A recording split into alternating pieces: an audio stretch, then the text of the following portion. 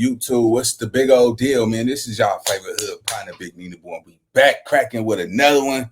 Hey, catch this game though, right? Before we get into the content, man, let me just say something, man, because I think a lot of people don't understand that it's happening now. It ain't gonna happen later. Time is not on your side, gang. About time you reach 30, bro, you gotta realize that your circles start to shrink. You know what I'm saying? You realize most people, you know what I'm saying, you ran with is no longer around. A lot of people that you was cool with, you thought y'all was going to be friends forever and all that, they not here no more. They gone. Life has pushed them in different directions, man. So you constantly trying to hold on to the little people that you already got, gang. And sometimes you got to let them go too, man. The fast life will catch up with you. This life that you live right now, bro, you not gonna be the same forever. I don't care who you think you is. Some niggas might make it to 56. Nigga, I'm still gonna be a gangster out there, boy. And some people might make it to 30. Everybody don't last long in the game. The quicker you understand that, the better you'll understand yourself.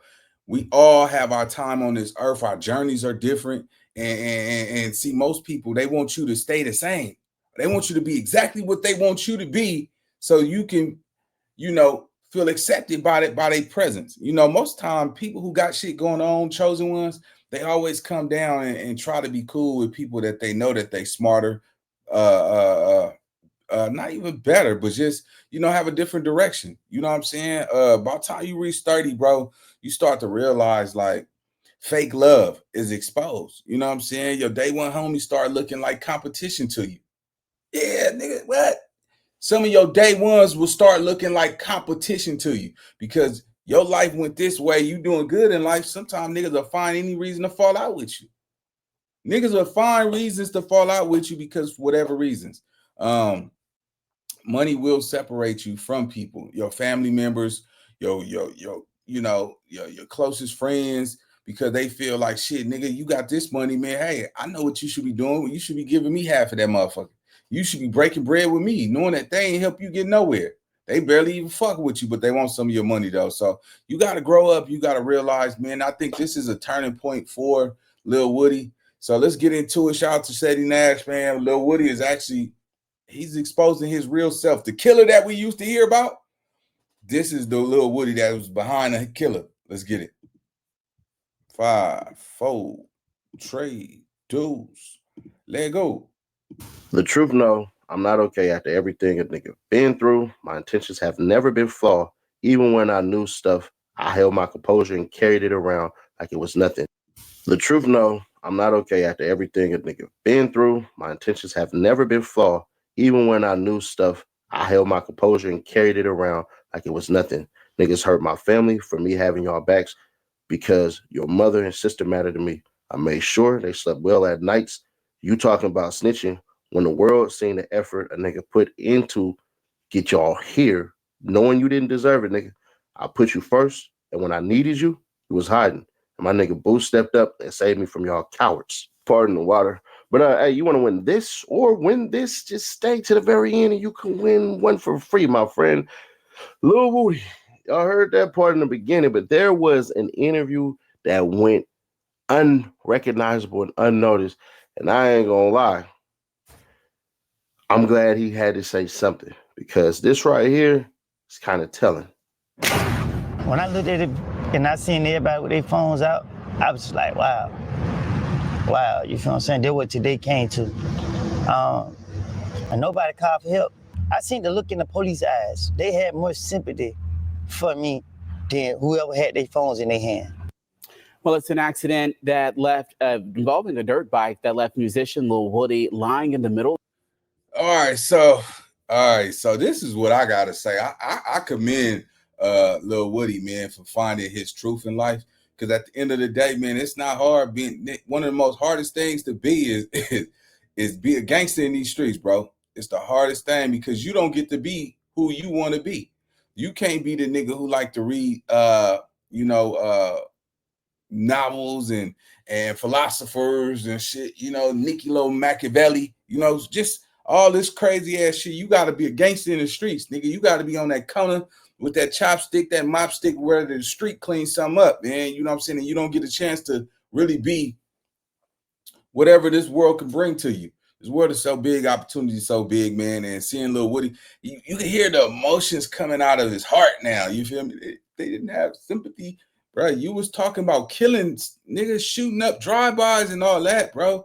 So I think, for a lot of people, man, I want to see him win despite whatever he went through in life because, hey, God is a forgiving God and you shall be forgiven if you ask.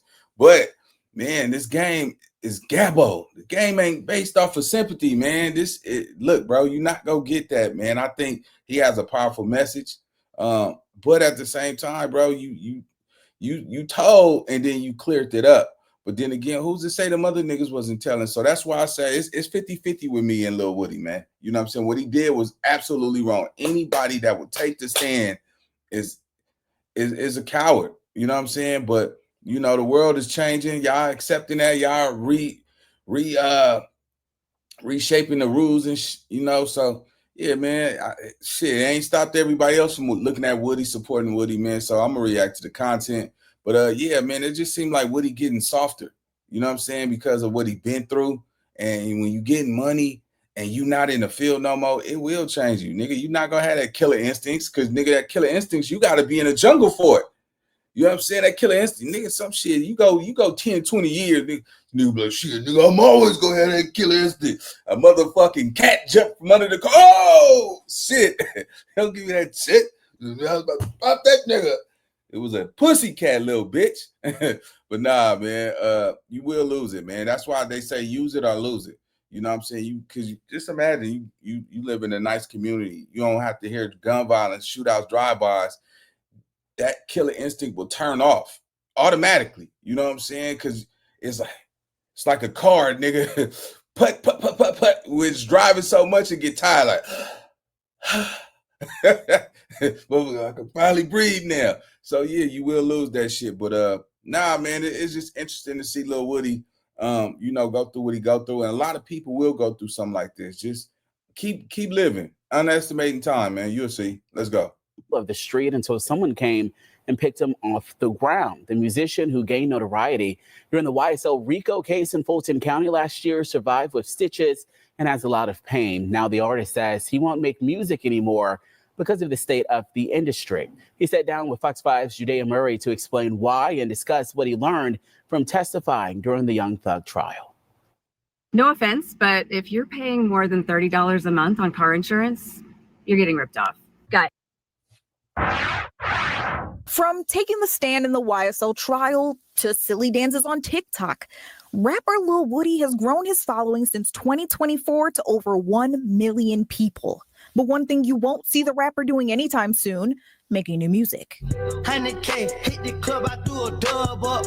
Kenneth Copeland, whose stage name is Lil Woody, was supposed to be the star witness during the Young Thug trial. I recall. I'm sorry, I don't recall. But despite a 2015 video of him speaking with police detectives, Woody received some praise for his testimony, or lack thereof. He asked me that. I like the store that you and Kel have been in. I have lied. I made things up. I have got my life together. Man, y'all pissing me off. Woody sat down with Fox 5 outside the Peace Tower at Freedom Park this week to discuss how he's been working to do better since getting off the stand in August of last year. Sammy, I had no control. I was just, like somebody was just pushing me in the back and I was just going. I was afraid. I ain't know who was who. I just knew that, I'm gonna do whatever to protect myself. Going through that process, I didn't trust the state. I didn't trust the defense. I didn't trust nobody. That's why I take my life more serious now. And, I hold myself accountable. Woody has since disavowed gang violence. He wrote a book called Books Up, Guns Down, and he plans to make a documentary about his life. And while he does all that, he's working to keep kids out of gangs. Walk away. You gotta tell yourself, okay, today I'm done. That's what I did. Woody said walking away also means it ends his music career because of the state of the rap music industry. Me personally, I don't want to put music out because they don't change the hip hop culture where they make you want to have to be a certain type of person to do music. Woody says the industry pushes musicians towards gang life and getting street cred, something he wants to see change. Once they get the music scene back on where it need to be, I'd rather support those, and let the kids know that you ain't got to be a violent person to be a rapper, drug dealer to be a rapper, anything. You could be a educated graduate. All right, now some people go call him a hypocrite. This the same dude that boasted and bragged about shooting people's barbershops, Rich Homie Quan's father barbershop, hurting people to make a name and all that shit. But I gotta say this, man. Whatever your journey is in life, man, hey, listen, I don't care if you had to rob, steal, kill. So I'm saying that don't define who you is. You know what I'm saying? We do get our lives together. Some of us do repent, ask for forgiveness. Because at the end of the day, it's nothing cool about taking somebody's life over somebody's corner that you don't even own. You know what I'm saying? There's nothing gangster about, bragging about, killing somebody over something that's worth nothing. You know what I'm saying? Over used vagina. You know what I'm saying? Or you know what I'm saying? Come on, just some boosie ass shit. So, I'm sitting here, I'm looking at this man's testimony, homie. I'm like, damn. Shit, nigga, you was out there popping and then you talking this. This is how you know God is real. Yeah, I know. I thought I was gonna go up on that nigga. No, this is how you know God is real. God is real because he didn't transform this man life completely. And when you get that opportunity, God take you about that situation. Listen, some of us don't realize that God will take you out those situations, man. You ask him, he will get you up out of there. And when you get up out of there, you make sure you don't go back. Oh, I just use God to get what I want so I can go back and flash for the homies. Look, bro, you got to take that real step and keep going forward. Because if you don't, God will take it back and put you right back where you know what I'm saying, where you belong. Don't underestimate God, man. I'm going to tell Lil Woody, keep doing what you're doing, homie. This ain't about you and gang culture and snitching. This is about watching this man really got some type of higher power pushing him to do something different with his life. Let's go. Joy, to be a rapper, you can be whatever you want to be. You ain't got to uphold that image. So, me personally, I won't be doing music. Despite not making any music, he says he's got a lot in store for the future. In Atlanta, I'm Judea Murray, Fox 5 News. Welcome to the world's largest invention factory. In here. Well, to see that full interview with him, you can head to fox5atlanta.com. So we'll read it from the bottom up because this is what Young Thug said yesterday. And I should have made a video on this, but it is what it is. To everyone involved in this situation, I'm sorry this is happening. And I hope you guys can forgive me. I'm moving forward with my life. Thank you, God. Flaws and all. Times like these is when my loved ones are supposed to look at the good I did towards them, then the ugly. So the Young Thug interview basically was a pack of lies that I could literally go ahead and destroy. I could. From him saying that YF and Lucci and Rollo were going to testify. Not even true, because y'all both had Drew Fillon, you and Rollo. And then at the same time, Drew Fillon came out and literally said, no, y'all both had Brian Steele. My bad. I probably said that wrong. Let me correct that. Rollo and Young Thug both had Brian Steele. Brian Steele met Rollo in the courtroom way before Young Thug took his plea deal. So there's that. As a matter of fact, I can go ahead and say this. Rollo told me, hey, man, Saturday nights, look, Thug about to take that plea deal. I'm like, man, nah, because I know this person. He's like, man, I'm trying to tell you, man, look, I'm telling you, he gonna take that plea deal. And he was right. So I find that odd how Drew Fillon came out and said YFN Lucci, nobody in YFN is testifying on YSL. And they didn't. YSL told on YSL. We watched Tick, we watched Slug, we watched DK. Well, Tick and Slug is the same person. We watched Slug, we watched DK, we watched Slime Life Shorty, we watched Obama, we watched a lot of these cats coming in and testify. So I'm just listening to him tell these lies. And then the crazier part is Kenneth Copeland don't get mentioned in that RICO until almost 2 years later from when it started. So I'm just curious, as a person who read the whole entire RICO, what the hell are you talking about? But back to the matter at hand. Lil Woody is 33 years old. Did 3 years in state, 5 years in fed. Lil Woody, streetwise, is only 25 years old. Why is that important, Nash? Why would you tell us a 33-year-old is actually 25? Because when you're missing from the streets in real life and stuff like that, not to say that real life doesn't happen in the penitentiary. It's just that these things happen all the freaking time. What I'm trying to get y'all to understand is this. There's a reason why certain people make certain choices when they are, dare I say, trying to be opportunists. Everybody that was around Young Thug was trying to come up, including Young Thug himself.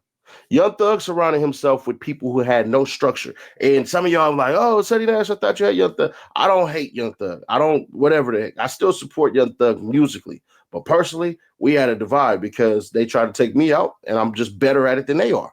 So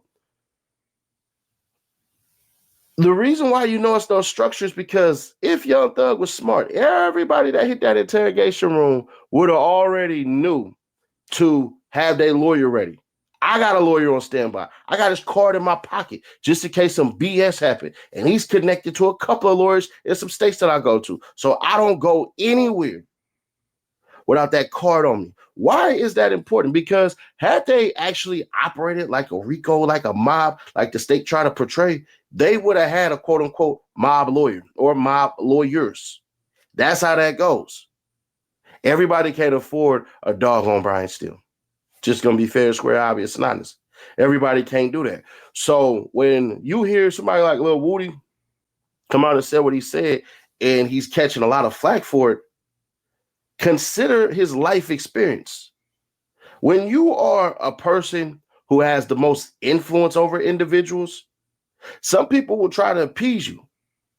And when they know that, the people who are technically higher up or the people that you look up to, they take advantage of that. Young Thug 100% took advantage of that. For him to say certain things, I know for a fact, and I don't even rock with dude. DK and Mondo was up there plastering posters, taking time and money out of their own pockets to help out Young Thug as well. So to be disrespectful and disgraceful towards them, it is what it is. See, part of this YSL part that nobody wants to address is, where was the love at when they was a quote unquote family? Because all it seems like the only people who have benefited financially is Gunna. You get paid off of Gunna. You said, I ain't even took no money off of Gunna. So basically you're saying it's sitting in escrow. That's what you're essentially saying. See, we had our biggest loss of the season. But an entree and a Pizookie for $13 feels like a win. That's all.